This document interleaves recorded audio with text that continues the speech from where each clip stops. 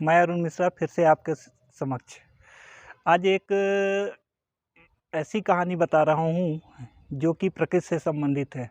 हम समाज के लोग बिना सोचे समझे प्रकृति का अंधाधुंध शोषण कर रहे हैं, जो कि हमारे भविष्य के लिए तथा हमारे जीवन के लिए बहुत ही खतरनाक है। एक जंगल था, उस जंगल में बहुत तरह के वृक्ष थे और उन वृक्षों में आपस में गजब की एकता थी। सभी एक दूसरे की सहायता के लिए हमेशा तत्पर रहते थे।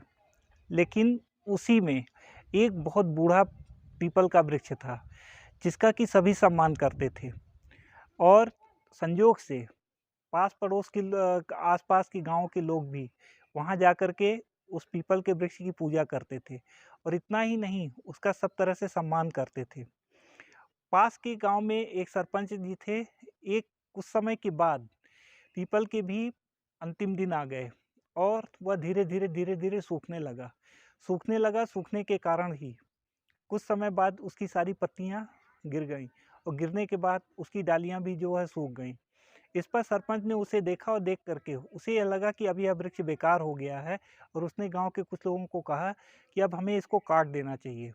सरपंच का यह कहना था कि गांव के तमाम लोग कुल्हाड़ी लेकर के जंगल में पहुंच गए और उसको काटने के लिए का यत्न करने लगे।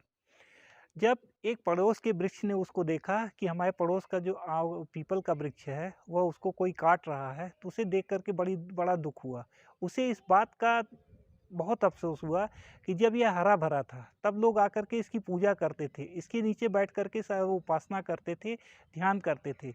लेकिन आज जब यह सूख गया है तो इसको काटने के लिए कि वो जो है हर तरह से तत्पर हो गए हैं। इस पर उस पड़ोस के वृक्ष ने उस पीपल के वृक्ष से कहा, मित्र, तुम्हें क्या तो इसमें जरा सा कष्ट नहीं हो रहा है कि ये सभी लोग तुम्हें काटने के लिए आए हैं? इस पर पीपल के वृक्ष ने मुस्कुराते हुए कहा, मुझे इस बात की खुशी है कि जब तक मैं हरा भरा था तब तक मैंने इनको शीतलता दी और उसके साथ साथ मेरे नीचे बैठ करके इन लोगों ने ध्यान साधना की और तपस्या की तथा मनोवांछित सिद्धियां प्राप्त की। लेकिन इसके साथ साथ आज जब मैं सूख गया हूँ तो मुझे इस बात की खुशी है कि कम से कम मरने के बाद भी मेरी लकड़ियाँ इनके स्वार्थ की पूर्ति में काम आएगी और उसके साथ साथ मरने के बाद भी मैं इनके कुछ काम आ सकूंगा, तो यह मेरा बहुत बड़ा भाग्य होगा।